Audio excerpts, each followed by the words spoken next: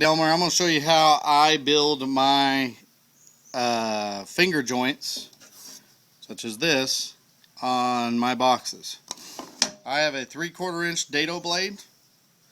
Now you can get these at Lowe's for $100. Now, they have them at Harbor Freight and stuff for $30, $40, but I don't know how good they are. I always know Lowe's, they take stuff back real easy. Harbor Freight won't take anything back. I've ruined this one. I've hit it with a clamp, but it still works pretty good. But if I'm going to start building 30 or 40, 50 more boxes, I'm going to have to go drop $100 and buy me a new one. Okay, now all I did to my miter, here's my miter. I just screwed a scrap piece of pine to it. You can make it taller, shorter, it doesn't matter. I think this is a piece of 1x6. And mine has this couple countersunk bolts in here. And I went over here and ran this board across the dado blade, 3/4 inch, and as deep as I wanted it. I think it's maybe a 3/4 inch. Well, yeah, it's as thick as the pine. As thick as this pine here, so it's 3/4 inch up. And you'll notice right there is a 3/4 inch space, and then there is a 3/4 inch plug. Reason that plug is in there, hopefully this video is not turning upside down too many times on you, because what I do, I put my board up against here. See that? So there's the cut my dado blade just made. There's the exact 3/4 inch gap and a 3/4 inch plug.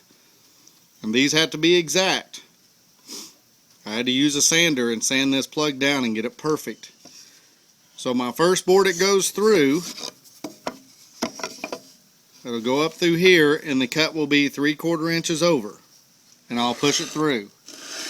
Then when I bring it back, that 3/4 inch notch goes down over that. Such as like this. This is the wrong size. This was a 1/2 inch when I did. But it'll go down over it to make the next cut. And then you just scoot it over, go down over it to make the next cut, next cut, next cut, till you get all the way across. Now I think that's the way I do my sides. And for my ends, you can't do exactly the same, so you got to build a spacer in there so your first cut will be right on top. So all I did is built me a spacer that slides down over this, and it's exactly 3/4 inches over right here. Slide my board up against there, do my first pass, take my spacer out, and now there's going to be a 3/4 inch cutout right there. I put it over on top of this, so it's going to be about right here, and I do my next push. And then you got to turn the whole thing over and do it on the other end. Now I tried stacking up like 6 here and clamping them together and doing like 6 ends all at one time, and it was awful hard on my table saw, and plus when I picked it up my clamp came down and touched that blade, and it was spinning and tore up the end of my clamp, tore up my blade, and I had some shrapnel on my arm before it was all over with. So be careful with that. But that's the way I cut my ends.